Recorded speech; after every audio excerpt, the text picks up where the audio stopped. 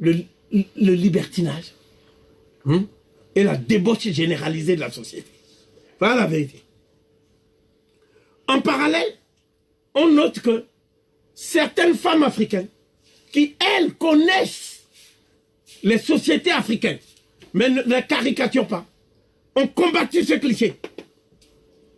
Parmi elles, j'ai cité Awa Keita, mais je pouvais citer aussi la mère de Fela, Anikula Kpokouti, qui a été une des grandes responsables de ce qu'on... Elle est du Nigeria, mais elle était la responsable de l'Union des femmes du Ghana, CPP, Convention People Party de Kwame Nkrumah.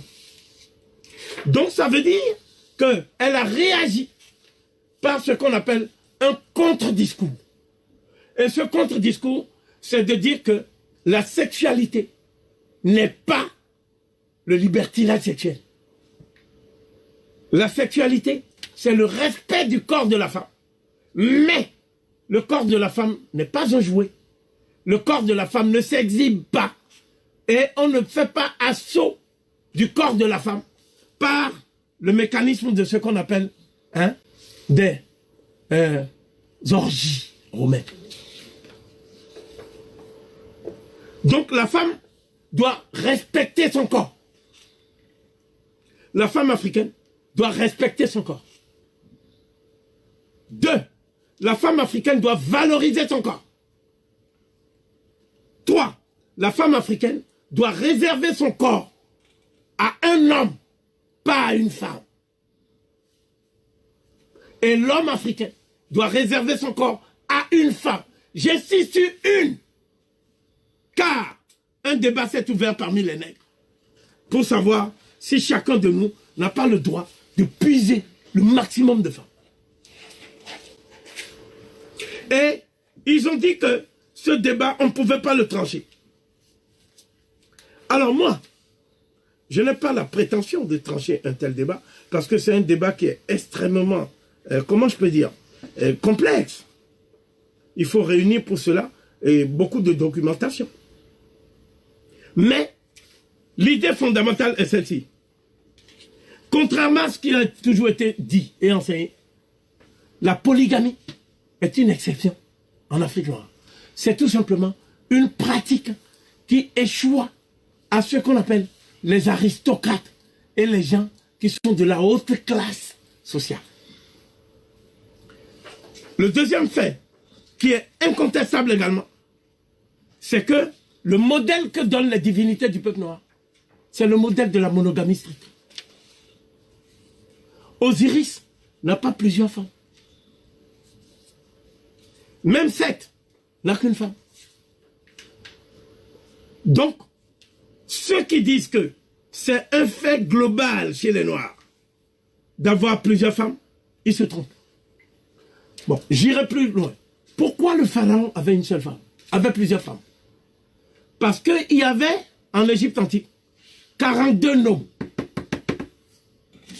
Et ces 42 noms avaient chacune ses rites, ses cultes.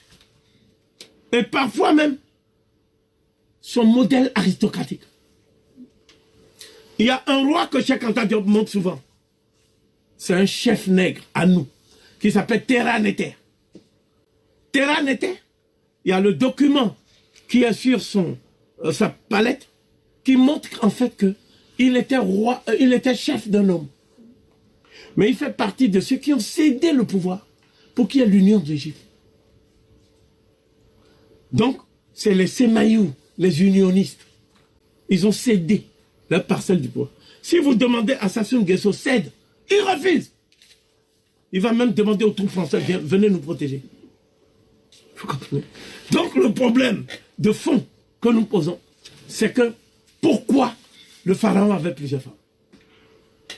Parce que chaque homme devait avoir le sang du pharaon dans son aristocratie pour pouvoir faire les rites du Sématawi, le rituel du Sématawi, c'est-à-dire la réunion de Seth et Horus autour du pharaon. Cette réunion, ce que nous on ne sait pas, c'est qu'il y a aussi le rite de la transmission du sang au pharaon. Donc le pharaon, parfois même, il n'allait pas lui-même faire l'enfant. Il y avait des mécanismes qui faisaient que l'enfant était fait. Et le pharaon venait tout simplement reconnaître l'enfant. Mais le pharaon lui-même, il avait une seule femme. C'est celle qu'on appelle la favorite. La polygamie est apparue à partir du moment où le Coran a dit que chaque homme peut avoir 5 femmes, 6 femmes. À ce moment-là, les Noirs islamisés qui n'avaient pas d'argent allaient maintenant chercher des femmes comme signe extérieur de richesse. Comme si la femme était un cheptel. Et souvent, en faisant ça, ils étaient incapables de nourrir les enfants. Donc cela donne quoi? Des familles éclatées, des familles en conflit. Parce que le père est absent en plus. Parce qu'il est parti chercher, s'il avait des A6, il est parti chercher la 7e. Et la 7e, elle a moins de 12 ans. Et certains nous disent, c'est normal, parce que c'est l'âge où les femmes avaient leurs règles. Donc parce qu'une femme a la règle, tu dois tout de suite lui voler sa virginité, son intimité. Et elle ne doit plus faire d'études. Elle doit devenir esclave, aller puiser de l'eau sur 12 km chez toi. Ils n'ont même pas honte. Donc il y a des nègres qui disent, la polygamie étant intrinsèquement liée à la race noire, nous avons le droit, dans le cadre de la renaissance kémique, de reproduire cette perversion. Et nous avons dit, quiconque est dans le mouvement Sématawi pour l'émancipation du peuple kémite, s'il est il n'est pas monogame, hein, il sera expulsé et soumis à des sanctions disciplinaires de la part de Kovirek Mireille. Quiconque. Mais ils ont posé la question suivante. Mais si on n'est pas marié avec plusieurs femmes, est-ce qu'on a le droit d'avoir des bureaux? Non. Et c'est là où j'ai dit. Donc vous reprochez au Locoder d'avoir des maîtresses qui cachent. Et vous-même, vous multipliez les bureaux. Hein? Alors voici ma réponse. Quiconque se fait attraper avec un bureau subira toutes les rigueurs de la loi. Alors évidemment, ils ont dit, donc est-ce à dire qu'on peut le faire, mais s'arranger pour ne pas être attrapé?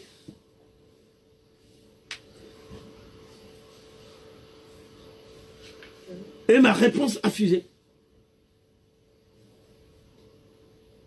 Au moment où tu te demandes si tu peux faire, moi-même je sais dire que tu as plusieurs bureaux. Hypocrite, tartuffe. C'est ta conscience qui te juge. Donc le problème, le plus important, nous ne devons pas prendre des mesures liberticides. Parce que Matt veut la liberté. Mais trop de liberté tue la liberté. C'est ça le problème des Noirs. Les Noirs ont une compréhension de la liberté comme tout est permis. Y compris ce qui n'est pas permis. C'est la permissivité qu'ils appellent liberté. Parce qu'ils ont perdu toute discipline. Il n'y a pas de discipline. Comme il n'y a pas de discipline, tout devient possible, même l'impossible. Et ils disent que c'est au nom de la tradition africaine. Je répète ce que je viens de dire. La tradition africaine récuse la polygamie et considère la polygamie comme un fait du prince qui est dû à des rituels exceptionnels. Alors ils ont posé la question. Kovirek Mireille, es-tu sûr que toi-même, tu vas être monogame? Ma réponse est, assurément, je serai monogame et j'ai toujours eu le souci d'être l'homme d'une seule femme. Est-ce à dire que je ne suis pas séduit par les autres femmes? Est-ce à dire que Kovi est aveugle et ne voit pas la beauté des femmes? Mais ça veut dire qu'il y a un pas entre ce qu'il est permis à l'œil de voir, c'est-à-dire le fait que l'œil puisse se rincer, et le fait de toucher la chose. Pourquoi je parle comme ça? Le deuxième argument, voilà ce qu'ils disent.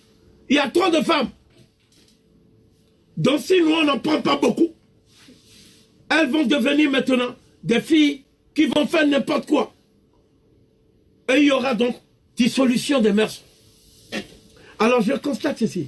Ceux qui prennent beaucoup, Est-ce qu'ils ont, pour autant, modifié les mœurs de la société nègre? Est-ce que la débauche n'est pas aujourd'hui exponentielle chez les nègres, en Négritie? Donc, la question centrale, et la troisième et dernière objection, c'est est-ce que les femmes elles-mêmes, dans leur fantasme, est-ce qu'elles n'aiment pas être possédées collectivement par un seul homme? Parce que quand une femme voit un homme élégant, athlétique, avec une autre femme, elle devient folle. Parce que le mien à la maison, il est rabougri, il est tout petit.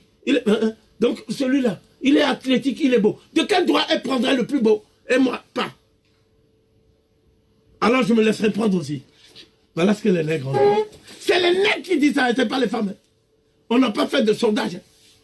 Donc ça veut dire quoi? Ça veut dire que la domination masculine est capable de tous les arguments, même du sophisme, pour pouvoir justifier l'oppression de la femme. Donc,